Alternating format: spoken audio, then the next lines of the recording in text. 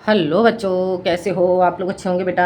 बेटा आज मैं आपके लिए लेकर के आई हूँ यूपी बोर्ड 10th क्लास के लिए राजेंद्र प्रसाद जी का चैप्टर है आपका भारतीय संस्कृति। ठीक है बेटा, तो आज मैं आपके लिए भारतीय संस्कृति के अभ्यास प्रश्न लेकर के आई हूँ। चैप्टर बेटा मैं आपको पहले ही पढ़ा चुकी हूँ।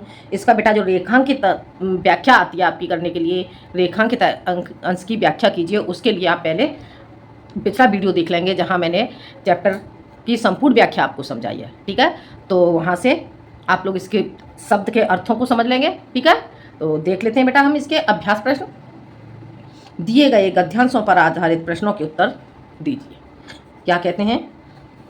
एक छोर से दूसरे छोर तक सफ़र करें तो उसको इस देश में कितनी विभिन्नताएं देखने में आएंगी कि वह कह उठेगा कि यह एक देश नहीं बल्कि कई देशों का समूह है जो एक दूसरे से बहुत बातों में और विशेष करके ऐसी बातों में जो आसानी से आँखों के सामने आती हैं बिल्कुल भिन्न है। प्राकृतिक विभिन्नताएं भी इतनी और इतने प्रकार की और इतनी गहरी नज़र आएंगी जो किसी भी एक महाद्वीप के अंदर ही नज़र आ सकती हैं। हिमालय की बर्फ़ से ढकी हुई पहाड़ियाँ एक छोर पर मिलेंगी और जैसे जैसे वह दक्षिण की ओर बढ़ेगा, गंगा यमुना ब्रह्मपुत्र से प्लावित सब समतलों को छोड़कर फिर विंध्य अरावली सतपुड़ा सह्याद्री नीलगिरी की श्रेणियों के बीच समतल हिस्से रंग बिरंगे देखने में आएंगे। ठीक है बेटा, तो ये आपका गद्यांश हो जाता है। और अब बेटा हमें इसके प्रश्नोत्तर देखने हैं। इसके प्रश्न क्या हैं जान लेते हैं बेटा। देखो क्या कहते हैं यहाँ पर राजेंद्र प्रसाद जी, देखते हैं हम इसके अभ्यास प्रश्न। ठीक है, देखो क्या बताया गया है। उपर्युक्त गद्यांश का संदर्भ लिखिए। उपर्युक्त गद्यांश का संदर्भ लिखिए, तो इसे कैसे लिखोगे? इसका आंसर लिखोगे प्रस्तुत गद्यांश हमारी पाठ्यपुस्तक हिंदी के डॉक्टर राजेंद्र प्रसाद कृत भारतीय संस्कृति शीर्षक से उद्धृत है। आगे समझ में? ये आपका संदर्भ हो जाएगा। अगला क्वेश्चन है आपका रेखांकित अंश की व्याख्या कीजिए। क्या हो जाएगा? रेखांकित अंश की व्याख्या कीजिए। अब बेटा हम इसे देखेंगे रेखांकित अंश की व्याख्या हम कैसे करेंगे, जान लेते हैं रेखांकित अंश की व्याख्या। देखो, एक छोर से दूसरे छोर तक प्रस्तुत गद्यांश में डॉक्टर राजेंद्र प्रसाद जी कहते हैं कि हमारे भारत देश के एक कोने से दूसरे कोने तक जो भी व्यक्ति सफ़र करेगा तो वह उसको इस देश की इतनी विभिन्नताएं यानी कि अनेक रूपताएं देखने में आएंगी। उसे हमारे देश में अनेकों प्रकार की विभिन्नताएं देखने को मिलेंगी। प्रस्तुत गद्यांश में डॉक्टर राजेंद्र प्रसाद जी कहते हैं कि यदि कोई व्यक्ति हमारे भारत देश के एक कोने से दूसरे कोने तक का सफ़र करेगा तो उसे इस देश में अनेकों प्रकार की विभिन्नताएं देखने में आएंगी कि वह कह उठेगा कि यह एक देश नहीं बल्कि कई देशों का समूह है जो एक दूसरे से बहुत बातों में और विशेषकर ऐसी बातों में जो आसानी से आँखों के सामने आती हैं बिल्कुल भिन्न हैं। जो आसानी से एक दूसरे से बहुत बातों में और विशेषकर ऐसी बातों में जो आँखों के सामने प्रत्यक्ष रूप से दिखाई देती हैं बिल्कुल भिन्न हैं। आगे समझ में? ये आपका हो जाता है रेखांकित अंश की व्याख्या। और अगला क्वेश्चन देखते हैं बेटा। अगला क्वेश्चन आपका क्या हो जाता है? देखो अगला क्वेश्चन बेटा हम जान लेते हैं। अगला क्वेश्चन क्या हो जाएगा? देखो क्या कहते हैं, प्रमुख नदियों एवं पर्वत श्रेणियों के नाम लिखिए। प्रमुख नदियों एवं पर्वत श्रेणियों के नाम लिखिए। तो इसका आंसर कहाँ से लिखोगे? देखो यहाँ से देख लेते हैं इसका आंसर। प्रमुख नदियाँ लिखोगे। यहाँ पे प्रमुख नदियाँ आपकी कौन कौन सी हो जाती हैं? गंगा जमुना ब्रह्मपुत्री। ठीक है, गंगा जमुना और ब्रह्मपुत्र। ठीक है, कौन कौन सी आ गई? प्रमुख नदियों एवं पर्वत श्रेणियों के नाम। तो पहले डालोगे प्रमुख नदियों के नाम डालकर उसमें लिखोगे गंगा यमुना और ब्रह्मपुत्र। ठीक है, उसके बाद डालोगे पर्वत श्रेणियों के नाम। ठीक है, पर्वत श्रेणियों के नाम में लिखोगे विंध्य अरावली सतपुड़ा सह्याद्री नीलगिरी आदि पर्वत श्रेणियाँ हैं। ठीक है बेटा, ये आपका हो जाता है। अगला क्वेश्चन देखते हैं बेटा हम। देखो अगला गद्यांश हम देख लेते हैं। ये गद्यांश आपका कंप्लीट हो जाता है। अगले गद्यांश में बेटा हम देखेंगे, देखो भिन्न भिन्न धर्मों के मानने वाले भी जो सारी दुनिया के सभी देशों में बसे हुए हैं। भिन्न भिन्न धर्मों के मानने वाले भी जो सारी दुनिया के भिन्न भिन्न देशों में बसे हुए हैं, यहाँ भी थोड़ी बहुत संख्या में पाए जाते हैं। और जिस तरह यहाँ की बोलियों की गिनती आसान नहीं, उसी तरह यहाँ भिन्न भिन्न धर्मों के संप्रदायों की भी गिनती आसान नहीं। इन विभिन्नताओं को देखकर यदि अपरिचित आदमी घबरा कर कह उठे कि यह एक देश नहीं अनेक देशों का समूह है, यह एक जाति नहीं अनेक जातियों का समूह है, तो इसमें आश्चर्य की बात नहीं, क्योंकि ऊपर से देखने वालों को जो गहराई में नहीं जाता, विभिन्नता ही देखने में आएगी। आ गया समझ में? उपर्युक्त गद्यांश का संदर्भ लिखिए। संदर्भ बेटा ये क्वेश्चन मैं आपको पहले ही करा चुकी हूँ, सारे चैप्टर में आपका संदर्भ वही रहेगा, ठीक है। एक बार फिर से देख लो। प्रस्तुत गद्यांश हमारी पाठ्यपुस्तक हिंदी के डॉक्टर राजेंद्र प्रसाद कृत भारतीय संस्कृति शीर्षक से उद्धृत है, ठीक है बेटा। जो डॉक्टर राजेंद्र प्रसाद लेखक का नाम है, उसे आप डबल कॉमा में बंद करोगे या फिर अंडरलाइन करोगे, और ऐसे ही जो चैप्टर का नाम है, चैप्टर का नाम भी आप डबल कॉमा में बंद करोगे या फिर अंडरलाइन करोगे, ठीक है। आगे गद्यांश के रेखांकित अंश की व्याख्या कीजिए। रेखांकित अंश की व्याख्या कैसे करोगे देख लेते हैं बेटा।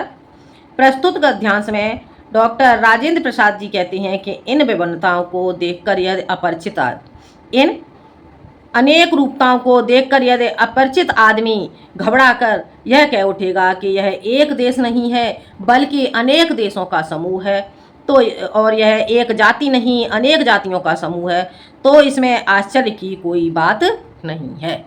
आगे समझ में? ये आपका हो जाएगा रेखांकित अंश की व्याख्या। अगला क्वेश्चन आपका क्या होता है, देखो।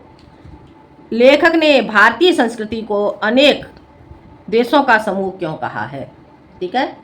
तो लेखक ने भारतीय संस्कृति को अनेक देशों का समूह क्यों कहा है, तो इसका आंसर क्या लिखोगे? इसके आंसर में लिखोगे बेटा आप, विश्व के अधिकांश देशों में प्रायः किसी एक ही धर्म अथवा जाति का बाहुल्य है, जबकि भारत में अनेक धर्मों व जातियों का बाहुल्य है और सभी को अपने धर्मानुसार व्यतीत करने की स्वतंत्रता है। सभी को अपने धर्मानुसार व्यतीत करने की स्वतंत्रता है। किसी अपरिचित द्वारा भारत को अनेक देशों का समूह कहा जाता है। आगे समझ में? लेखक ने भारतीय संस्कृति को अनेक देशों का समूह क्यों कहा है, एक बार फिर से सुन लो इसका आंसर।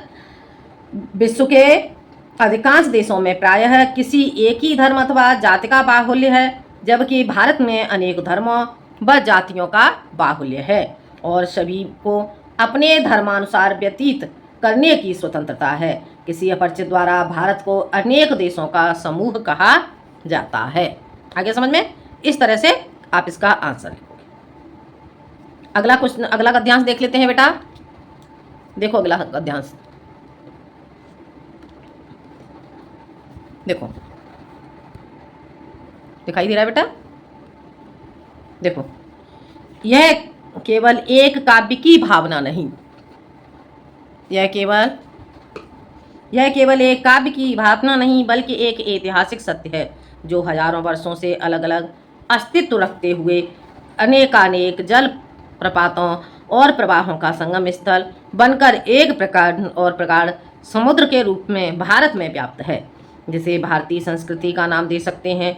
इन अलग अलग नदियों के उद्गम भिन्न भिन्न हो सकते हैं और रहे हैं। इनकी धाराएं भी अलग अलग बही हैं और प्रदेश के अनुसार भिन्न भिन्न प्रकार के अन्न और फल फूल पैदा करती रही हैं, पर सब में एक ही शुद्ध सुंदर स्वस्थ और शीतल जल बहता रहा है जो उद्गम और संगम में एक ही हो जाता है। आगे समझ में? अब देखते हैं हम इस गद्यांश के प्रश्नोत्तर। प्रस्तुत गद्यांश का संदर्भ लिखिए। प्रस्तुत गद्यांश का संदर्भ बेटा ये क्वेश्चन आप कर ही लोगे, क्योंकि ये क्वेश्चन मैं आपको पहले भी करा चुकी हूँ। उपर्युक्त गद्यांश के रेखांकित अंश की व्याख्या कीजिए। तो इसका आंसर कैसे लिखोगे? प्रस्तुत गद्यांश में डॉक्टर राजेंद्र प्रसाद जी कहते हैं कि यह केवल एक काव्य की भावना नहीं है, यह केवल एक कविता करने की भावना ही नहीं है, बल्कि एक ऐतिहासिक सत्य है जो हजारों वर्षों से अलग अलग अस्तित्व रखते हुए अनेकों प्रकार के जलप्रपातों और प्रवाहों का संगम स्थल बनकर संगम स्थल बनकर एक प्रकांड, ठीक है, एक प्रकांड और प्रगाढ़ समुद्र के रूप में भारत में व्याप्त है, जिसे भारतीय संस्कृति का नाम दे सकते हैं। आगे समझ में, ये बेटा आपको समझ आ गया होगा, ठीक है। आगे देखते हैं,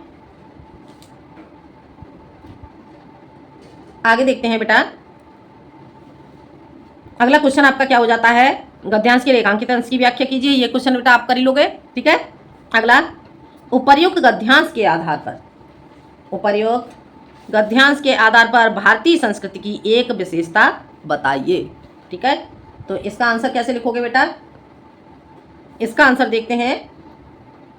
देखो, उपर्युक्त गद्यांश के आधार पर भारतीय संस्कृति की एक विशेषता बताइए, ठीक है। तो इसका आंसर लिखोगे, देखो यहाँ से देखो, हजारों वर्षों से अलग अलग अस्तित्व रखते हुए अनेकानेक जलप्रपातों और प्रवाहों का संगम स्थल बनकर एक प्रकांड और प्रगाढ़ समुद्र के रूप में भारत में व्याप्त है, जिसे भारतीय संस्कृति का नाम दे सकते हैं, ठीक है बेटा। कहाँ से, जो हजारों वर्षों से, ठीक है। उपर्युक्त गद्यांश के आधार पर भारतीय संस्कृति की एक विशेषता बताइए, ठीक है। तो इसका आंसर क्या लिखोगे, यहाँ से लिखोगे, हजारों वर्षों से अलग अलग अस्तित्व रखते हुए अनेकानेक जलप्रपातों और प्रवाहों का संगम स्थल बनकर एक प्रकांड और प्रगाढ़ समुद्र के रूप में भारत में व्याप्त है, जिसे भारतीय संस्कृति का नाम दे सकती है, ठीक है। आगे समझ में, ये आपको समझ आ गया होगा। अगला देखते हैं बेटा, अगला गद्यांश हम देख लेते हैं। देखो, आज हम, समझ आ रहा है बेटा, दिखाई दे रहा है, आज हम इसी निर्मल शुद्ध शीतल और स्वस्थ अमृत की तलाश में हैं। क्या कहते हैं, देखो, आज हम इसी निर्मल शुद्ध शीतल और स्वस्थ अमृत की तलाश में हैं, और हमारी इच्छा, अभिलाषा और प्रयत्न यह है कि वह इन सभी अलग अलग बहती हुई नदियों में अभी भी उसी तरह बहता रहे और इनको वह अमर तत्व देता रहे, जो जमाने के हजारों थपेड़ों को बर्दाश्त करता हुआ भी आज हमारे अस्तित्व को कायम रखे हुए है और रखेगा, ठीक है बेटा। तो ये आपका गद्यांश हो जाता है। और बेटा इसके क्वेश्चन देखते हैं, इसके क्वेश्चन देख लो। उपर्युक्त गद्यांश का संदर्भ लिखिए। तो ये क्वेश्चन बेटा आप कर ही लोगे, उपर्युक्त गद्यांश का संदर्भ, ठीक है। अगला क्वेश्चन, गद्यांश के रेखांकित अंश की व्याख्या कीजिए, ठीक है। तो इसे देखते हैं।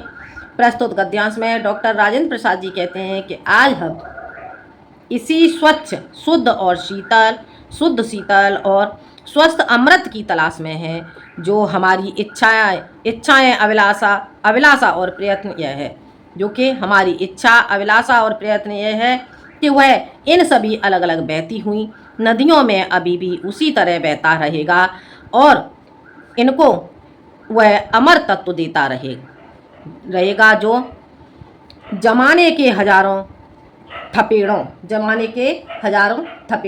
कहते हैं बेटा धक्कों के लिए, ठीक है, हजारों धक्कों को सहन करता हुआ आज हमारे अस्तित्व को, ठीक है, आज हमारे अस्तित्व को कायम रखे हुए है और रखेगा, ठीक है बेटा। समझ आ गया, तो ये बेटा आपको समझ आ गया होगा, ठीक है।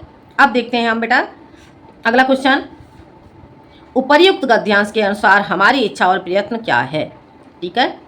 तो देखते हैं,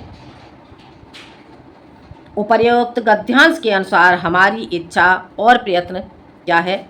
तो उपर्युक्त गद्यांश के अनुसार हमारी अभिलाषा और प्रयत्न यह है कि वह इन सभी अलग अलग बहती हुई नदियों में अभी भी उसी तरह बहता रहे और इनको वह अमरत्व देता रहे। आगे समझ में, ये हो जाएगा इसका आंसर, ठीक है। अगला क्वेश्चन, लेखक के अनुसार हमारा अस्तित्व किस कारण से आज भी कायम है। लेखक के अनुसार हमारा अस्तित्व किस कारण से आज भी कायम है। तो इसका आंसर लिखोगे बेटा, देखो यहाँ से लिखेंगे, लेखक के अनुसार हमारा अस्तित्व अमरत्व भारतीय संस्कृति की एकता है, ठीक है। लेखक के अनुसार हमारा अस्तित्व अमरत्व भारतीय संस्कृति की एकता है, ठीक है। अमरत्व और भारतीय संस्कृति की एकता को आज भी कायम किए हुए है, ठीक है। या ऐसे लिखेंगे, लेखक के अनुसार हमारा अस्तित्व, लेखक के अनुसार हमारा अस्तित्व अमरत्व और भारतीय संस्कृति की एकता है। ठीक है बेटा।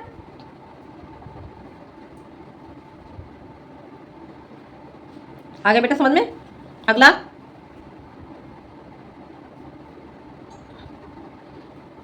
एकता है जो जमाने के हजारों थपेड़ों को बर्दाश्त करते हुए आज भी हमारे अस्तित्व को कायम रखे हुए है। आगे समझ में। ये आपका हो जाता है अगला। अगला गद्यांश देखते हैं बेटा हम। अगला गद्यांश क्या है, देखो दिखाई दे रहा है अगला गद्यांश। देखो, यह एक नैतिक और आध्यात्मिक स्रोत है। यह एक नैतिक और आध्यात्मिक स्रोत है जो अनंत काल से प्रत्यक्ष या अप्रत्यक्ष रूप से संपूर्ण देश में बहता रहा है और कभी कभी मूर्त रूप होकर हमारे सामने आता रहा है। यह हमारा सौभाग्य रहा है कि हमने ऐसे ही एक मूर्त रूप को अपने बीच चलते फिरते हंसते रोते भी देखा है और जिसने अमरत्व की याद दिलाकर हमारी सूखी हड्डियों में नई मज्जा डाल हमारे मृत प्राय शरीर में नए प्राण फूके और मुरझाए हुए दिलों को फिर खिला दिया। वह अमरत्व सत्य और अहिंसा का है जो केवल इसी देश के लिए नहीं, आज मानव मात्र के जीवन के लिए अत्यंत आवश्यक हो गया है। हम इस देश में प्रजातंत्र की स्थापना कर चुके हैं।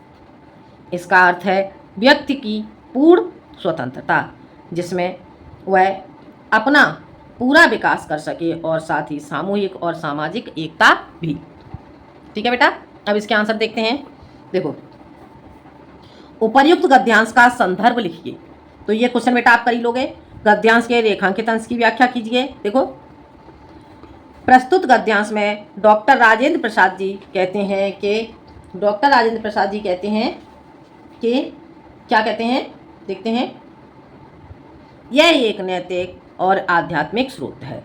यह एक नैतिक और आध्यात्मिक स्रोत है जो अनंत काल से प्रत्यक्ष या अप्रत्यक्ष रूप से संपूर्ण देश में बहता रहा है और कभी कभी मूर्त रूप होकर, ठीक है, कभी कभी मूर्त रूप होकर हमारे सामने आता रहा है। यह हमारा सौभाग्य रहा है कि हमने ऐसे ही एक मूर्त रूप को अपने बीच चलते और फिरते हंसते और रोते हुए भी देखा है और जिसने अमरत्व की याद दिलाकर हमारी सूखी हड्डियों में नई त्वचा डाल हमारे मृत प्राय शरीर में नए प्राण फूंके और मुरझाए का अर्थ क्या होगा, उदास हुए। ठीक है, उदास हुए दिलों को फिर हिला दिया। आगे समझ में। तो बेटा ये आपको समझ में आ गया होगा। ठीक है, आगे देखते हैं। ये आपका हो जाएगा रेखांकित अंश की व्याख्या। लेखक ने गद्यांश में क्या संदेश देना चाहा है। ठीक है, लेखक ने गद्यांश में क्या संदेश देना चाहा है, तो इसका आंसर लिखोगे बेटा। इसके आंसर में आप लिखोगे लेखक ने प्रस्तुत गद्यांश में संदेश देना चाहा है कि भारतीय संस्कृति की अमरता का स्रोत प्रत्यक्ष या अप्रत्यक्ष रूप से नैतिक और आध्यात्मिक है। भारत में जन्म लेने वाले महापुरुष इस अमरता को समय समय पर प्रवाहित करते रहे हैं। आगे समझ में, समय समय पर प्रवाहित करते रहे हैं। फिर से देख लेते हैं, लेखक ने गद्यांश में क्या संदेश देना चाहा है, तो इसका आंसर लिखोगे। लेखक प्रस्तुत गद्यांश में संदेश देना चाहता है कि भारतीय संस्कृति की अमरता का स्रोत प्रत्यक्ष या अप्रत्यक्ष रूप से नैतिकता और आध्यात्मिकता है। भारत में जन्म लेने वाले महापुरुष इस अमरता को समय समय पर प्रवाहित करते रहे हैं। हो गया क्लियर, समझ आ गया। ये आपका अगला, हमें अमरत्व की याद दिलाकर किसने मृतकाय शरीर में नए प्राण फूके हैं, तो इसका आंसर क्या लिखोगे। इसमें लिखोगे हमें अमरत्व की याद दिलाकर राष्ट्रीय एकता राष्ट्रीय एकता की भावना ने मृतकाय शरीर में एक मूर्त रूप में आकर नए प्राण फूंके हैं। आगे समझ में, एक बार फिर से देख लो इसका आंसर। हमें अमरत्व की याद दिलाकर राष्ट्रीय एकता की भावना ने मृतकाय शरीर में एक मूर्त रूप में आकर के नए प्राण फूंके हैं। हो गया क्लियर? आगे समझ में। प्रजातंत्र का आशय स्पष्ट कीजिए। प्रजातंत्र का आशय स्पष्ट कीजिए, इसका अर्थ क्या हो जाएगा? प्रजातंत्र का अर्थ है कि प्रजातंत्र का अर्थ है व्यक्ति की पूर्ण स्वतंत्रता, जिसमें वह अपना पूरा विकास कर सके और साथ ही सामूहिक और सामाजिक एकता भी। आगे समझ में। अगला क्वेश्चन, मानव मात्र के लिए क्या अत्यंत आवश्यक है? तो इसका आंसर क्या लिखोगे?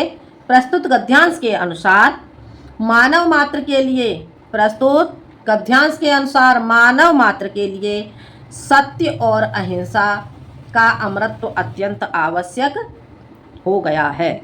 आगे समझ में। मानव मात्र के लिए क्या अत्यंत आवश्यक है? तो इसका आंसर क्या लिखोगे? प्रस्तुत गद्यांश के अनुसार मानव मात्र के लिए सत्य और अहिंसा का अमरत्व अत्यंत आवश्यक हो गया है। सत्य और अहिंसा का अमरत्व अत्यंत आवश्यक हो गया है। हो गया क्लियर? समझ आ गया? ये बेटा आपको समझ आ गया होगा। अब हम देखते हैं अगला गद्यांश। देखो अगला गद्यांश क्या हो जाता है, देखते हैं बेटा। देखो,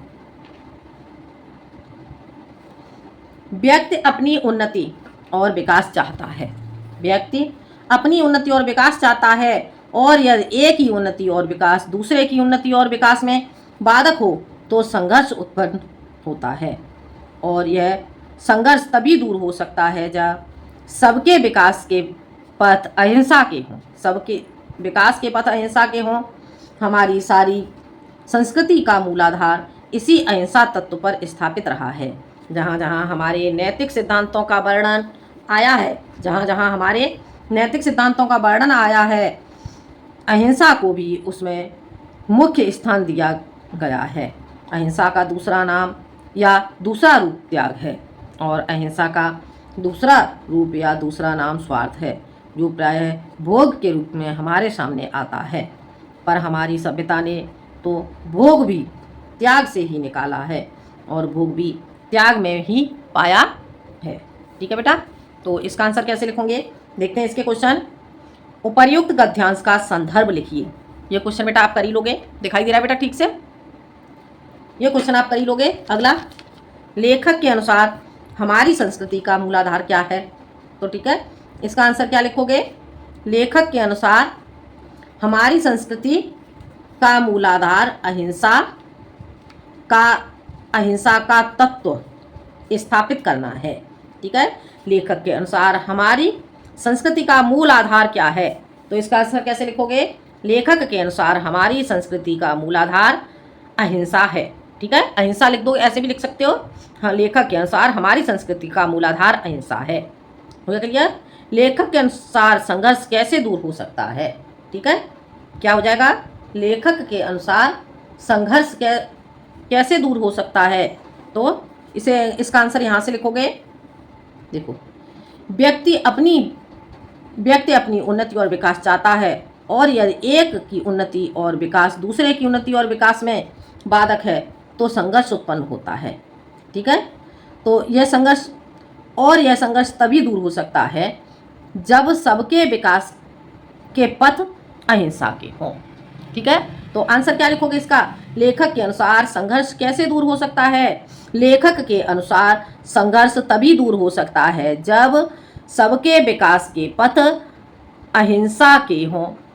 आगे समझ में? एक बार फिर से देखो, लेखक के अनुसार संघर्ष तभी दूर हो सकता है जब सबके विकास के पथ अहिंसा के हों। हो गया क्लियर? अगला, मानव मात्र के लिए क्या अत्यंत आवश्यक हो गया है? तो ये मैं आंसर बेटा आपको पहले करा भी चुकी हूँ। ठीक है, पहले मैंने करा दिया है। मानव मात्र के लिए क्या आवश्यक हो गया है? तो लेखक के अनुसार मानव मात्र के लिए क्या अत्यंत आवश्यक हो गया है? तो लेखक के अनुसार मानव मात्र के लिए क्या अत्यंत आवश्यक हो गया? ये क्वेश्चन बेटा मैंने आपको करा दिया है, आप वहीं से कर लोगे। ठीक है, तो आगे बढ़ते हैं। अगला क्वेश्चन देखते हैं। अगला गद्यांश आपका आ जाता है बेटा, हम अपने दुर्दिनों में भी ऐसे मनीषियों और कर्मयोगियों को पैदा कर सके। ठीक है, हम अपने दुर्दिनों में भी ऐसे मनीषियों और कर्मयोगियों को पैदा कर सके जो संसार के इतिहास के किसी युग में अत्यंत उच्च आसन के अधिकारी होते। अपनी दास्ता के दिनों में हमने गांधी जैसे कर्मठ धर्मनिष्ठ क्रांतिकारी को, रविंद्र जैसे मनीषी कवि को और अरविंद तथा रमण महर्षि जैसे योगियों को पैदा किया। और उन्हीं दिनों में हमने ऐसे अनेक उद्भट विद्वान और वैज्ञानिक पैदा किए जिनका सिक्का संसार मानता है। जिन हालातों में पढ़कर संसार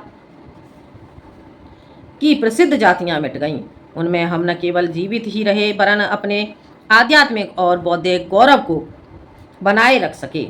उसका कारण यही है कि हमारी सामूहिक चेतना ऐसे नैतिक आधार पर ठहरी हुई है जो पहाड़ों से भी मजबूत, समुद्रों से भी गहरी और आकाश से भी अधिक व्यापक है। ठीक है बेटा, अब हम इसके क्वेश्चन देखते हैं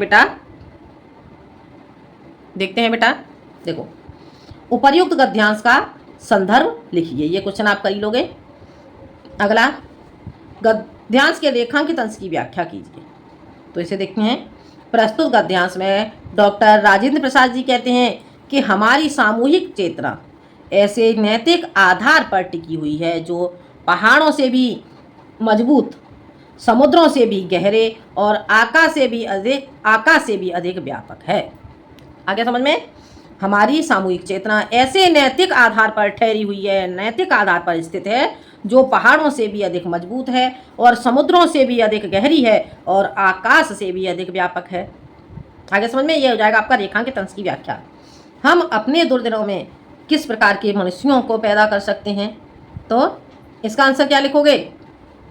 हम अपने दुर्दिनों में, ठीक है, हम अपने दुर्दिनों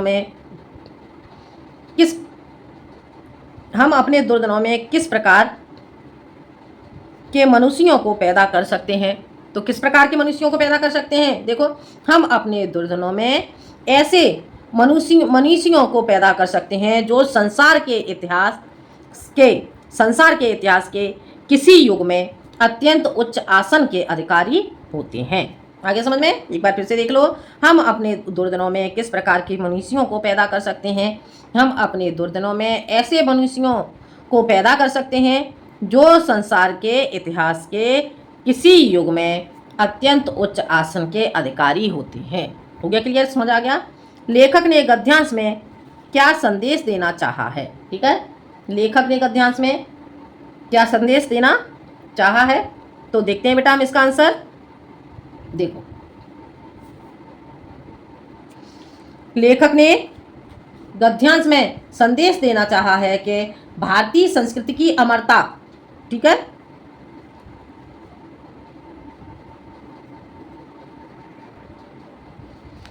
देखते हैं। देखो, लेखक ने गद्यांश में क्या संदेश देना चाहा है? तो लेखक ने गद्यांश में संदेश देना चाहा है कि हम अपने दुर्दिनों में भी न केवल जीवित रहे अपितु अपने आध्यात्मिक और बौद्धिक गौरव को भी बनाए रखा। आगे समझ में? लेखक प्रस्तुत गद्यांश में संदेश देना चाहता है कि हम अपने दुर्दिनों में, अर्थात कैसे? कठिन दिनों में। ठीक है, लेखक गद्यांश में संदेश देना चाहता है कि हम अपने दुर्दिनों में भी न केवल जीवित रहे अपितु अपने आध्यात्मिक और बौद्धिक गौरव को भी बनाए रखा। हो गया क्लियर? समझ आ गया? ये बेटा आपको समझ में आ गया होगा। अगला गद्यांश देखते हैं। देखो अगला गद्यांश देखो, मैं तो यह समझता हूँ कि यदि हमें अपने समाज और देश में उन सब अन्यायों और अत्याचारों की पुनरावृत्ति नहीं करनी है जिनके द्वारा आज के सारे संघर्ष उत्पन्न होते हैं, तो हमें अपनी ऐतिहासिक नैतिक चेतना या संस्कृति के आधार पर ही अपनी आर्थिक व्यवस्था बनानी चाहिए। अर्थात उसके पीछे वैयक्तिक लाभ और भोग की भावना प्रधान न होकर वैयक्तिक त्याग और सामाजिक कल्याण की भावना ही प्रधान होनी चाहिए। हमारे प्रत्येक देशवासी को अपने सारे आर्थिक व्यापार उसी भावना से प्रेरित होकर करना चाहिए। वैयक्तिक स्वार्थों और सत्व तत्वों पर जोर न देकर वैयक्तिक कर्तव्य और सेवा निष्ठा पर जोर देना चाहिए और प्रत्येक कार्यवाही इसी तराजू पर तौली जानी चाहिए। प्रत्येक कार्यवाही इसी तराजू पर तौली जानी चाहिए। अब देखते हैं इसके आंसर, देखते हैं बेटा। प्रस्तुत गद्यांश का संदर्भ लिखिए। ये बेटा आप कर ही लोगे। गद्यांश के रेखांकित अंश की व्याख्या कीजिए। तो देखते हैं, प्रस्तुत गद्यांश में डॉक्टर राजेंद्र प्रसाद जी कहते हैं कि यदि हमें अपने समाज और देश में उन सब अन्यायों और अत्याचारों को पुनः नहीं दोहराना है तो जिनके द्वारा आज के सारे संघर्ष उत्पन्न होते हैं, हमें उन अपनी ऐतिहासिक नैतिक चेतना या संस्कृति के आधार पर ही अपनी आर्थिक व्यवस्था बनानी चाहिए। आगे समझ में, अगला आगे देखते हैं। हमारे प्रत्येक देशवासी को अपने सभी आर्थिक व्यापार उसी भावना से प्रेरित होकर के करने चाहिए। व्यक्तिगत स्वार्थों और सत्वों, ठीक है। आगे समझ में, व्यक्तिगत स्वार्थों और सत्वों, ठीक है, पर जोर न देकर व्यक्तिगत कर्तव्य और सेवा निष्ठा पर जोर देना चाहिए। आगे समझ में, अगला, हमें अपने आर्थिक व्यापार किस भावना से प्रेरित होकर करने चाहिए। तो इसका आंसर क्या लिखोगे? देखो, हमें अपने आर्थिक व्यापार किस भावना से प्रेरित होकर करने चाहिए। तो इसका आंसर आपका बेटा हो जाएगा, देखते हैं, हमें अपने आर्थिक व्यापार वैयक्तिक त्याग, सामाजिक हित, ठीक है, वैयक्तिक त्याग और सामाजिक हित, सेवा और कर्तव्य भावना से प्रेरित होकर करने चाहिए। आगे समझ में, हमें अपने आर्थिक व्यापार किस भावना से प्रेरित होकर करने चाहिए। हमें अपने आर्थिक व्यापार वैयक्तिक त्याग या व्यक्तिगत त्याग, ऐसे लिख दोगे। हमें अपने आर्थिक व्यापार व्यक्तिगत त्याग, सामाजिक हित, सेवा और कर्तव्य भावना से प्रेरित होकर करना चाहिए। अन्याय एवं अत्याचारों को रोकने का उपाय क्या है, ठीक है। तो इसका आंसर क्या लिखोगे? अन्यायों एवं अत्याचारों को रोकने का उपाय क्या है। तो यहां से देखेंगे,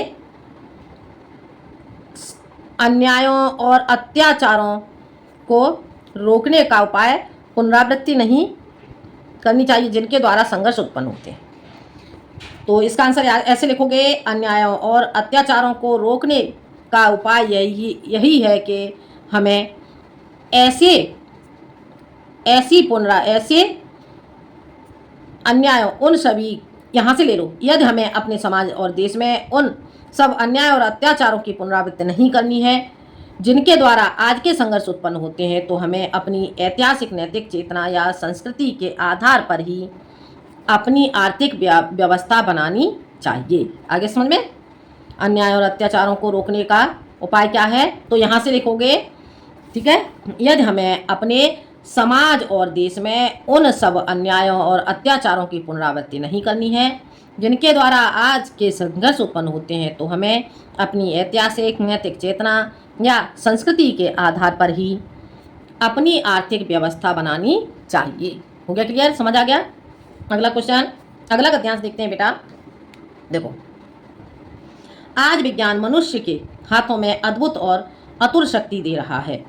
उसका उपयोग एक व्यक्ति और समूह के उत्कर्ष और दूसरे व्यक्ति और समूह के गिराने में होता ही रहेगा। इसलिए हमें उस भावना को जागृत रखना है और उसे जागृत रखने के लिए कुछ ऐसे साधनों को भी हाथ में रखना होगा जो उस अहिंसात्मक त्याग भावना को प्रोत्साहित करे और भोग वासना को दबाए रखे। नैतिक अंकुश के बिना शक्ति मानव के लिए हितकर नहीं होती। वह नैतिक अंकुश यह चेतना या भावना ही दे सकती है, वही उस शक्ति को परिमित भी कर सकती है। और उसके उपयोग को नियंत्रित भी। आगे समझ में? तो इसका देखते हैं, उपर्युक्त गद्यांश का संदर्भ लिखिए। ये क्वेश्चन आप कर ही लोगे। गद्यांश के रेखांकित अंश की व्याख्या लिखिए। तो देखते हैं, प्रस्तुत गद्यांश में डॉक्टर राजेंद्र प्रसाद जी कहते हैं कि उसका उपयोग एक व्यक्ति और समूह के उत्कर्ष और दूसरे व्यक्ति और समूह के गिराने में होता ही रहेगा। आगे समझ में? तो प्रस्तुत गद्यांश में डॉक्टर राजेंद्र प्रसाद कहते हैं कि उसका उपयोग एक व्यक्ति और समूह की उन्नति और दूसरे व्यक्ति और समूह के गिराने में होता ही रहेगा। नैतिक अंकुश के बिना शक्ति मानव के लिए हितकर नहीं होती। नैतिक अंकुश के बिना शक्ति मानव के लिए हितकर नहीं होती। वह नैतिक अंकुश यह चेतना या भावना ही दे सकती है। वही उस शक्ति को परिमित भी कर सकती है और उसके उपयोग को भी नियंत्रित कर सकती है। आगे समझ में? तो ये आपका हो जाएगा रेखांकित अंश की व्याख्या। अगला क्वेश्चन, आज विज्ञान मनुष्य को क्या दे रहा है? आज विज्ञान मनुष्य को क्या दे रहा है? तो इसका आंसर कैसे लिखोगे? देखो यहां से देखते हैं इसका आंसर। आज विज्ञान मनुष्य के हाथों में अद्भुत और अतुल शक्ति दे रहा है। ठीक है, तो आज विज्ञान मनुष्य के हाथों में अद्भुत और अतुलनीय शक्ति दे रहा है। हो गया आंसर। अगला, विज्ञान का उपयोग किस प्रकार किया जा रहा है? तो इसका आंसर देखते हैं। विज्ञान का उपयोग एक व्यक्ति और समूह के उत्कर्ष और दूसरे व्यक्ति और समूह के गिराने में किया जा रहा है। आगे समझ में? अगला देखो क्वेश्चन। देखो, लेखक ने गद्यांश में क्या संदेश देना चाहा है? आगे समझ में? लेखक ने गद्यांश में क्या संदेश देना चाहा है? तो इसका आंसर कैसे लिखेंगे? इसका आंसर देखते हैं बेटा, प्रस्तुत गद्यांश में। ठीक है, प्रस्तुत गद्यांश में लेखक संदेश देना चाहता है कि नैतिक अंकुश के द्वारा उत्पन्न अहिंसात्मक त्याग भावना ही विज्ञान की शक्ति एवं उसके उपयोग को नियंत्रित कर सकती है। आगे समझ में? एक बार फिर से देख लो इसे। लेखक ने गद्यांश में क्या संदेश देना चाहा है? तो प्रस्तुत गद्यांश में लेखक संदेश देना चाहता है कि नैतिक अंकुश के द्वारा उत्पन्न अहिंसात्मक त्याग भावना ही विज्ञान की शक्ति एवं उसके उपयोग को नियंत्रित कर सकती है। हो गया क्लियर? समझ आ गया? अगला देखते हैं, अगला गद्यांश देख लेते हैं बेटा। देखो, वैज्ञानिक और औद्योगिक विकास के उद्दंड परिणामों से अपने को सुरक्षित रखकर हम उनका उपयोग अपनी रीत से किस प्रकार करें? इस बारे में दो बातों का हमें बराबर ध्यान रखना है। पहली बात तो यह है कि हर प्रकार की प्रकृतिजन्य और मानवकृत विपदाओं के पड़ने पर भी हम लोगों की सृजनात्मक शक्ति कम नहीं हुई।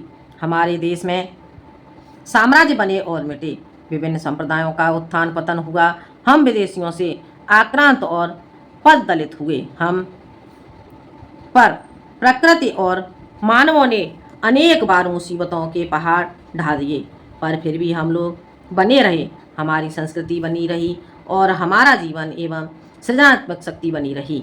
हम अपने दुर्दिनों में भी ऐसे मनुष्यों और कर्मयोगियों को पैदा कर सके जो संसार के इतिहास के किसी युग में अत्यंत उच्च आसन के अधिकारी होती है। ठीक है, तो इसमें देखते हैं, उपर्युक्त गद्यांश का संदर्भ लिखिए। ये क्वेश्चन बेटा आप कर ही लोगे। रेखांकित अंश की व्याख्या कीजिए।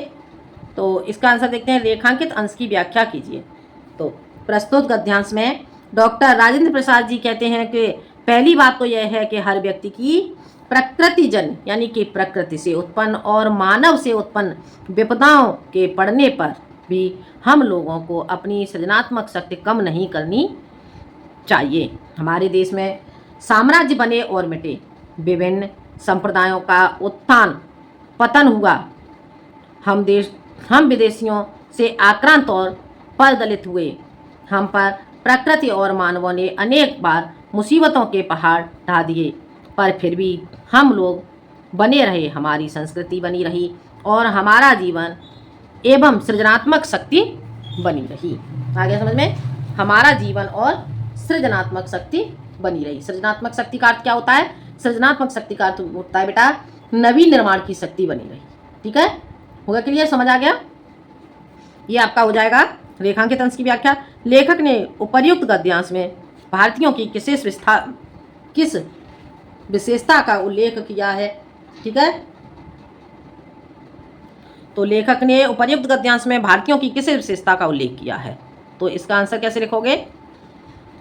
यहां से लिखोगे पहली, यहां से लिखोगे हमारे देश में साम्राज्य बने और मिटे, विभिन्न संप्रदायों का उत्थान पतन हुआ, हम विदेशियों से आक्रांत और पद दलित हुए, हम पर प्रकृति और मानवों ने अनेक बार मुसीबतों के पहाड़ ढा दिए, पर फिर भी हम लोग बने रहे, हमारी संस्कृति बनी रही और हमारा जीवन एवं सृजनात्मक शक्ति बनी रही। ठीक है, हमने अपने दुर्दिनों में भी ऐसे मनुष्यों और कर्मयोगियों को पैदा कर सके जो संसार के इतिहास के किसी युग में अत्यंत उच्च आसन के अधिकारी होते। आइए समझ में? तो यहाँ से लेकर के यहाँ तक इसे लिखो इसका आंसर। ठीक है, यहाँ तक भी लिख सकते हो या फिर यहाँ तक लिखोगे। ठीक है, अगला गद्यांश देख लेते हैं बेटा। देखो अगला गद्यांश दिखाई दे रहा है, हमारी संस्कृति।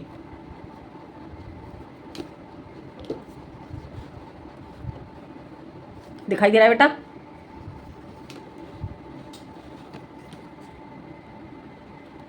देखो, हमारी संस्कृति का मूलाधार इसी अहिंसा तत्व पर स्थापित रहा। हमारी संस्कृति का मूलाधार इसी अहिंसा तत्व पर स्थापित रहा। जहाँ जहाँ हमारे नैतिक सिद्धांतों का वर्णन आया है, अहिंसा को ही उसमें मुख्य स्थान दिया गया है। अहिंसा का दूसरा नाम या दूसरा रूप त्याग है और अहिंसा का दूसरा रूप या दूसरा नाम स्वार्थ है, जो प्राय भोग के रूप में हमारे सामने आता है। पर हमारी सभ्यता ने तो भोग भी त्याग से ही निकाला है और भोग भी त्याग में ही पाया है। श्रुति कहती है, तेन त्यक्तेन भुंजी था। इसी के द्वारा हम व्यक्ति के बीच का विरोध, व्यक्ति और समाज के बीच का विरोध, समाज और समाज के बीच का विरोध, देश और देश के बीच के विरोध को मिटाना चाहते हैं। हमारी सारी नैतिक चेतना इसी तत्व से ओतप्रोत है। आगे समझ में? अब इसके क्वेश्चन देखते हैं। उपर्युक्त गद्यांश का संदर्भ लिखिए। ये क्वेश्चन आप कई लोग रेखांकित अंश की व्याख्या कीजिए। तो बेटा ये वैसे रेखांकित अंश की व्याख्या आप जो मैंने चैप्टर पढ़ाया है वहां से कर सकते हो। ठीक है, तो देखते हैं। प्रस्तुत गद्यांश में डॉक्टर राजेंद्र प्रसाद जी कहते हैं कि हमारी संस्कृति का मुख्य आधार इसी अहिंसा के तत्व पर स्थापित रहा है। जहाँ जहाँ हमारे नैतिक सिद्धांत यानी कि चरित्र संबंधी सिद्धांतों का वर्णन आया है, अहिंसा को ही उसमें मुख्य स्थान दिया गया है। अहिंसा का दूसरा नाम या दूसरा रूप त्याग है और अहिंसा का दूसरा रूप या दूसरा नाम स्वार्थ है, जो प्रायः भोग के रूप में हमारे सामने आता है। श्रुति कहती है, तेन त्यक्तेन भुंजी था, यानी कि त्याग पूर्वक भोग करो। इसी के द्वारा हम व्यक्ति के बीच का विरोध, व्यक्ति और समाज के बीच के विरोध को, समाज और समाज के बीच के विरोध को, देश और देश के बीच के विरोध को समाप्त करना चाहते हैं। हमारी सारी चारित्रिक चेतना इसी तत्व से ओतप्रोत है। आगे समझ में? हमारे नैतिक सिद्धांतों में किस चीज को मुख्य स्थान दिया गया है, इसका दूसरा रूप क्या है? ठीक है, तो देखते हैं। तो इसका आंसर कैसे लिखोगे? हमारे नैतिक सिद्धांतों में अहिंसा को मुख्य स्थान दिया गया है। ठीक है, तो हमारे नैतिक सिद्धांतों में अहिंसा को मुख्य स्थान दिया गया है और अहिंसा का दूसरा रूप या दूसरा नाम या दूसरा रूप त्याग है। ठीक है, आगे समझ में? तो इसका आंसर कैसे लिखोगे? हमारे नैतिक सिद्धांतों में अहिंसा को प्रमुख स्थान दिया गया है और इसका दूसरा रूप त्याग है। अगला, स्वार्थ के क्या क्या दुष्परिणाम होते हैं? क्या हो गया? स्वार्थ के क्या क्या दुष्परिणाम होते हैं? तो इसका आंसर कैसे लिखोगे? देखो, स्वार्थ के कारण, स्वार्थ के क्या क्या दुष्परिणाम होते हैं? तो स्वार्थ के कारण व्यक्ति और समाज दोनों की हानि होती है। स्वार्थ के कारण व्यक्ति और समाज दोनों की हानि होती है। स्वार्थ व्यक्ति को अधीर बना देता है, सत्य और असत्य के बीच का अंतर मिटा देता है। यह व्यक्ति को दूसरों के प्रति दयालु और संवेदनशील बनाने से रोकता है। साथ ही स्वार्थ समाज में कलह और अशांति पैदा करता है तथा लोगों को एक साथ रहने से रोकता है। आगे समझ में इसका आंसर एक बार फिर से देख लो। स्वार्थ के क्या क्या दुष्परिणाम होते हैं? स्वार्थ के कारण व्यक्ति और समाज दोनों की हानि होती है। स्वार्थ व्यक्ति को अधीर बना देता है और सत्य और असत्य के बीच का अंतर मिटा देता है। यह व्यक्ति को दूसरों के प्रति दयालु और संवेदनशील बनाने से रोकता है। साथ ही स्वार्थ समाज में कलह और अशांति पैदा करता है तथा लोगों को एक साथ रहने से रोकता है। हो गया क्लियर? समझ आ गया? पारस्परिक विरोध को कैसे मिटाया जा सकता है? पारस्परिक विरोध को कैसे मिटाया जा सकता है? तो देखते हैं इसका आंसर। पारस्परिक विरोध को कैसे मिटाया जा सकता है? व्यक्ति और समाज के बीच का विरोध, समाज और समाज के बीच का विरोध, यहां से लोगे से व्यक्ति और समाज के बीच का विरोध, समाज और समाज के बीच का विरोध, देश और देश का के बीच के विरोध को मिटाना चाहते हैं। हमारी नैतिक चेतना इसी तत्व से ओतप्रोत है। ठीक है, तो इसका आंसर कैसे लिखोगे? पारस्परिक विरोध को कैसे मिटाया जा सकता है? तो इसके आंसर में लिखोगे पारस्परिक विरोध को नैतिक चेतना के द्वारा मिटाया जा सकता है। आगे समझ में क्या हो जाएगा? पारस्परिक विरोध को कैसे मिटाया जा सकता है? तो पारस्परिक विरोध को नैतिक चेतना के द्वारा मिटाया, इतना ही लिखोगे इसका आंसर। आगे समझ में? पारस्परिक विरोध को कैसे मिटाया जा सकता है? पारस्परिक विरोध को नैतिक चेतना के द्वारा मिटाया जा सकता है। आगे समझ में? अगला देखते हैं बेटा। देखो, दूसरी बात जो इस संबंध में विचार रही है, दूसरी बात जो इस संबंध में विचार रही है वह यह है कि संस्कृति अथवा सामूहिक चेतना ही हमारे देश का प्राण है। इसी नैतिक चेतना के सूत्र से हमारे नगर और ग्राम, हमारे प्रदेश और संप्रदाय, हमारे विभिन्न वर्ग और जातियां आपस में बंधी हुई हैं। वहाँ उन सब में यह एकता है। इसी बात को ठीक तरह से पहचान लेने से बापू ने जनसाधारण को बुद्धिजीवियों के नेतृत्व में क्रांति करने के लिए इसी नैतिक चेतना का सहारा लिया था। अहिंसा, सेवा और त्याग की बातों से जनसाधारण का हृदय इसीलिए आंदोलित हो उठा क्योंकि उन्हीं से तो वह शताब्दियों से प्रभावित और प्रेरित रहा। आगे समझ में? अब इसके आंसर देखते हैं बेटा। उपर्युक्त गद्यांश का संदर्भ लिखिए, ये कर ही लोगे। रेखांकित अंश की व्याख्या कीजिए। तो प्रस्तुत पद्यांश में डॉक्टर राजेंद्र प्रसाद जी कहते हैं कि वह यह है कि संस्कृति अथवा सामूहिक चेतना ही हमारे देश का प्राण है। इसी नैतिक चेतना के सूत्र से हमारे नगर और गांव, हमारे प्रदेश और वर्ग, ठीक है, प्रदेश और वर्ग, हमारे अनेकों वर्ग और जातियां आपस में बंधी हुई हैं। वहाँ उन सब में यह एकता है। इसी बात को ठीक तरह से पहचान लेने से बापू ने जनसाधारण को बुद्धिजीवियों के नेतृत्व में क्रांति करने के लिए इसी नैतिक चेतना का सहारा लिया था। आगे समझ में? अगला, जनसाधारण का हृदय किन बातों से आंदोलित हो उठा और क्यों? जनसाधारण का हृदय किन बातों से आंदोलित हो उठा और क्यों? तो इसका आंसर लिखोगे जनसाधारण का हृदय अहिंसा, सेवा और सत्य से आंदोलित हो उठा।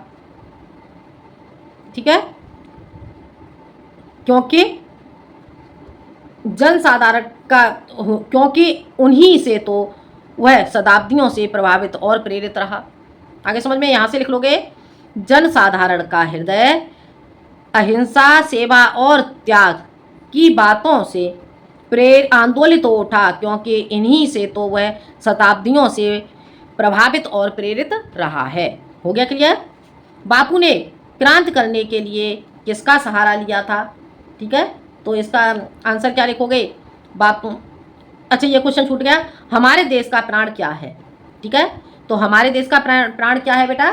तो हमारे देश का प्राण संस्कृति अथवा सामूहिक चेतना है। हो गया क्लियर? हमारे देश का प्राण संस्कृति अथवा सामूहिक चेतना है। बापू ने क्रांति करने के लिए किसका सहारा लिया था? तो बापू ने क्रांति करने के लिए नैतिक चेतना का सहारा लिया था। आगे समझ में? नैतिक चेतना का सहारा लिया था। अगला गद्यांश देखते हैं बेटा। वर्तमान युग में भारतीय संस्कृति के समन्वय के प्रश्न के अतिरिक्त यह बात भी विचारणीय है कि भारत की प्रत्येक प्रादेशिक भाषा की सुंदर और आनंदप्रद कृतियों का स्वाद भारत के अन्य प्रदेशों के लोगों को कैसे चखाया जाए। मैं समझता हूँ कि इस बारे में दो बातें विचारणीय हैं। क्या इस संबंध में यह उचित नहीं होगा कि प्रत्येक भाषा की साहित्यिक संस्थाएं उस भाषा की कृतियों को संगलिपि अर्थात देवनागरी में छपवाने का आयोजन करें? मुझे विश्वास है कि कम से कम जहाँ तक उत्तर की भाषाओं का संबंध है, यदि वे सब अपनी कृतियों को देवनागरी में छपवाने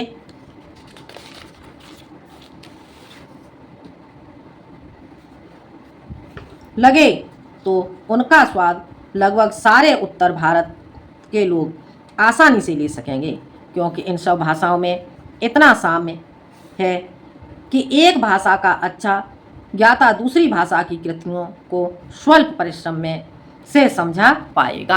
आगे समझ में? तो प्रयुक्त गद्यांश का संदर्भ लिखिए। ये क्वेश्चन आप कर ही लोगे। रेखांकित अंश की व्याख्या में से किसी एक अंश की व्याख्या कीजिए। ठीक है, किसी एक अंश की व्याख्या करनी है। तो बेटा ये आप रेखांकित अंश की व्याख्या आप कर ही लोगे। ठीक है, रेखांकित अंश की व्याख्या आप कर ही लोगे। अगला क्वेश्चन देख लेते हैं। वीडियो बेटा लंबा होता जा रहा है। रेखांकित अंश की व्याख्या आप संपूर्ण व्याख्या से देख लेंगे। अगला क्वेश्चन, कृतियों को देवनागरी लिपि में छपवाने का क्यों सुझाव दिया गया है? तो कृतियों को देवनागरी लिपि में छपवाने का सुझाव इसलिए दिया गया है क्योंकि उसका स्वाद लगभग सारे उत्तर भारत के लोग आसानी से ले सकेंगे। आगे समझ में? कृतियों को देवनागरी लिपि में छपवाने का सुझाव इसलिए दिया गया है क्योंकि उनका स्वाद लगभग सारे उत्तर भारत के लोग आसानी से ले सकेंगे। हो गया क्लियर? अगला देखते हैं। देखो ये लास्ट गद्यांश हो गया बेटा। वीडियो आपकी बहुत बड़ी हो गई है। अहिंसा का दूसरा नाम या दूसरा रूप त्याग है, और अहिंसा का दूसरा रूप या दूसरा नाम स्वार्थ है, जो प्रायः भोग के रूप में हमारे सामने आता है। पर हमारी सभ्यता ने तो भोग भी त्याग से निकाला है और भोग भी त्याग में ही पाया जाता है। श्रुति कहती है त्येन त्यक्तेन भुंजीता। इसी के द्वारा हम व्यक्ति के बीच का विरोध, व्यक्ति और समाज के बीच विरोध, समाज और समाज के बीच का विरोध, देश और देश के बीच के विरोध को मिटाना चाहते हैं। हमारी सारी नैतिक चेतना इसी तत्व से ओतप्रोत है। तो प्रस्तुत गद्यांश का शीर्षक लिखिए। तो प्रस्तुत गद्यांश का शीर्षक क्या लिखोगे? प्रस्तुत गद्यांश का शीर्षक लिखोगे बेटा आप भारतीय संस्कृति। ठीक है, रेखांकित अंशों की व्याख्या कीजिए। तो रेखांकित अंश की व्याख्या में लिखोगे प्रस्तुत गद्यांश में डॉक्टर राजेंद्र प्रसाद जी कहते हैं कि तेन त्यक्तेन भुंजीता के त्याग पूर्वक भोग करना चाहिए। इसी के द्वारा हम व्यक्ति और व्यक्ति के बीच के विरोध, व्यक्ति और समाज के बीच का विरोध, समाज और समाज के बीच का विरोध, देश और देश के बीच के विरोध को मिटाने में सफल हो सकते हैं, क्योंकि हमारी सारी नैतिक चेतना, चारित्रिक चेतना इसी तत्व से ओतप्रोत है। आगे समझ में? हमारे नैतिक सिद्धांतों में किस चीज़ को प्रमुख स्थान दिया गया है? तो हमारे नैतिक सिद्धांत में अहिंसा को प्रमुख स्थान दिया गया है। हमारे नैतिक सिद्धांत में किस चीज़ को प्रमुख स्थान दिया गया है? हमारे नैतिक सिद्धांतों में अहिंसा को प्रमुख स्थान दिया गया है। आगे बेटा समझ में? तो ये हो जाता है बेटा आपका भारतीय संस्कृति डॉक्टर राजेंद्र प्रसाद जी का जो चैप्टर है उसके अभ्यास प्रश्न। ठीक है बेटा, तो ये अभ्यास प्रश्न बेटा आपको समझ में आ गए होंगे।